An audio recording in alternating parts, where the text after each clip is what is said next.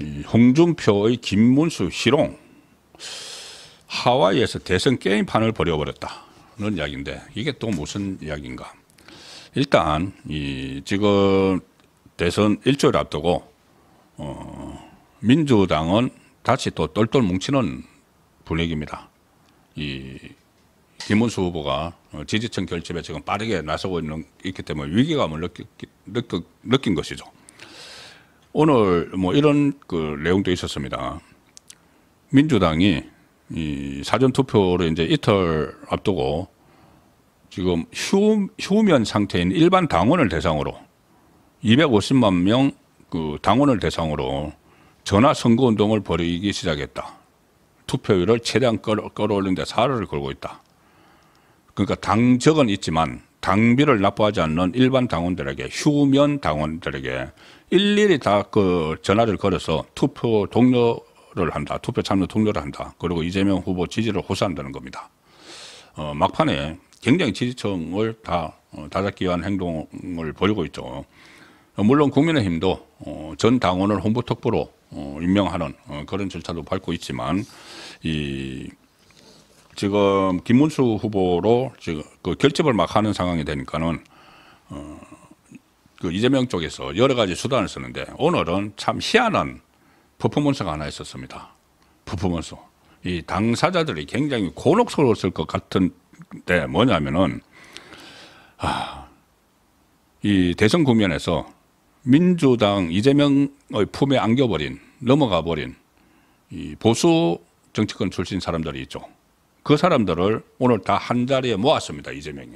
한 자리에 모아가지고 진짜 보수 민주 선언식 이런 걸 열었습니다.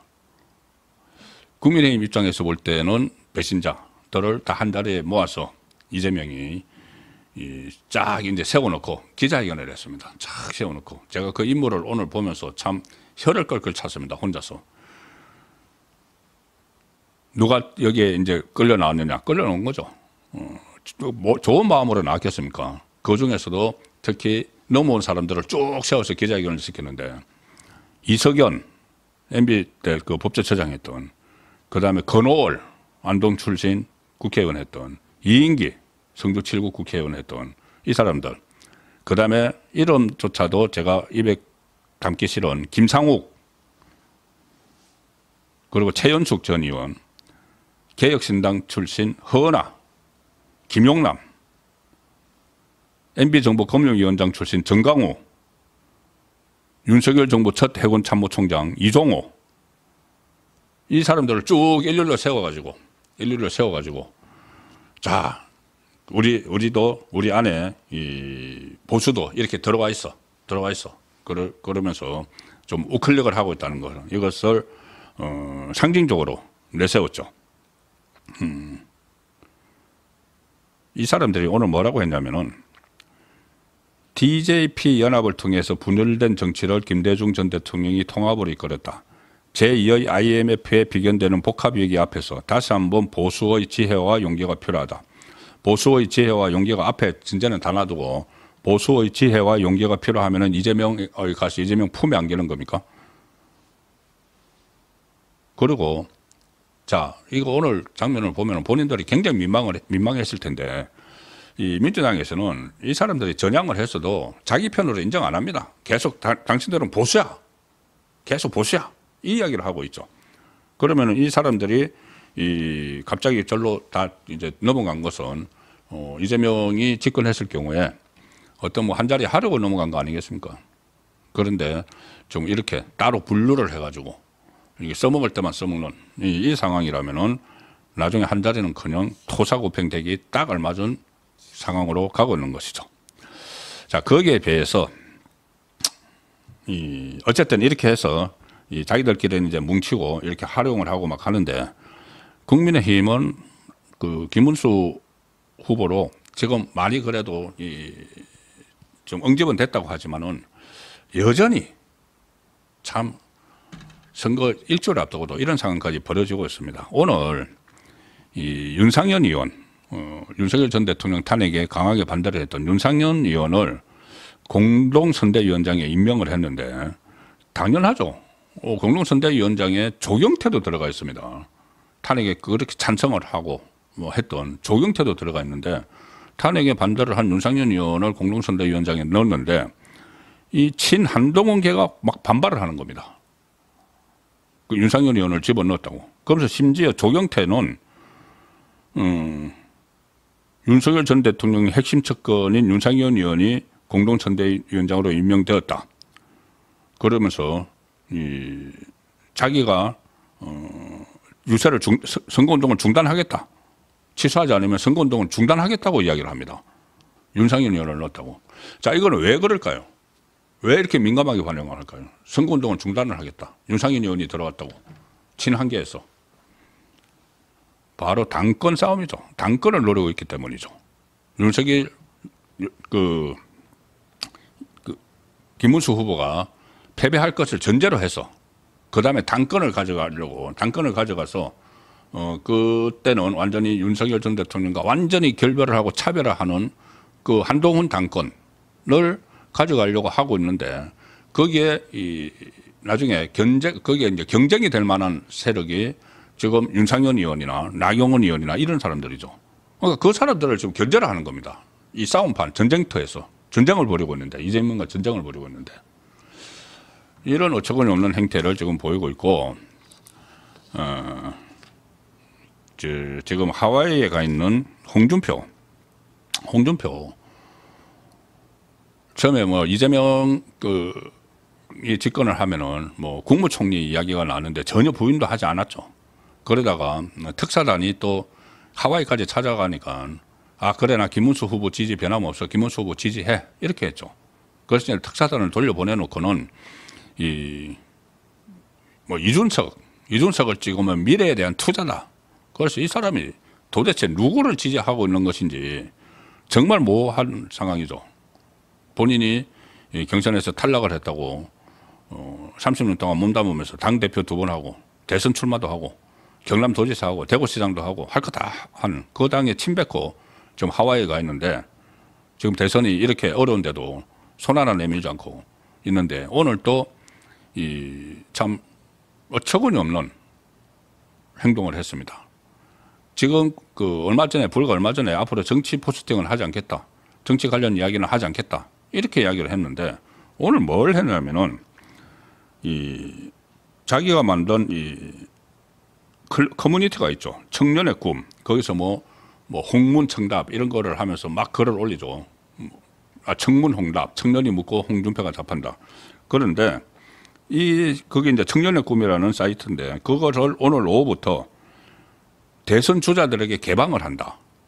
무슨 이야기냐면은 오늘 정오부터 청년의 꿈 플랫폼에는 대선 기간에 한정해서 김문수, 이재명, 이준석 대선 후보가 청년과 소통할 수 있도록 게시판을 오픈했다.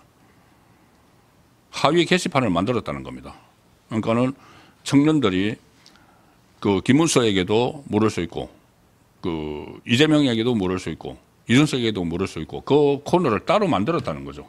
이게 지금 마치 뭐 대선 게임을 벌이는 것처럼 이 중요한 순간에 그렇게 하니까 일단 이준석이 적극적으로 들어갔습니다. 그래서 석문청답 뭐 이준석이 묻고 뭐 청년이 답한다 뭐 이런 코너 이 석문청답이란 코너를 만들어 놓고 이준석이 여기 들어가서 저도 출석 도장을 찍으러 왔다. 이제 홍준표가 이렇게 자락을 깔아 놓으니까는 그 이준석이 홍준표 대표님께서 만들어주신 이 플랫폼 예전부터 눈팅은 꽤 했다. 눈으로 많이 봤다는 거죠. 이제는 여러분 질문에 제가 답하고 제가 던지는 질문에 여러분이 답해 주시는 쌍방 소통의 장이 됐으면 좋겠다. 이런 인사말을 남겼습니다. 그러니까 김문수 후보도 여기 코너를 만들어놨으니까 안 들어갈 수가 없죠. 김문수 후보도 들어갔습니다. 안녕하세요 김문수입니다. 안 들어갈 수가 없는 거죠. 이게 홍준표 어쨌든 약간의 뭐 지원이나 지지 이런 게 필요하니까는 홍준표가 만들어놨으니까는 이게 도대체 이재명은 아주 뭐 들어갔다는 말은 없습니다. 이게 지금 지지층들을 총 결집해도 모자랄 판에 그 당에서 당 대표를 했고 대선 주자 후보로까지 나갔던 사람이 마치 게임을 하듯이 이재명 집권을 막아야 되는 이 시점에, 같이 막아야 되는 이 시점에 게임을 하듯이, 자, 이재명도 내 그 사이트에 들어오세요. 김문수 들어오세요. 이준석 들어오세요.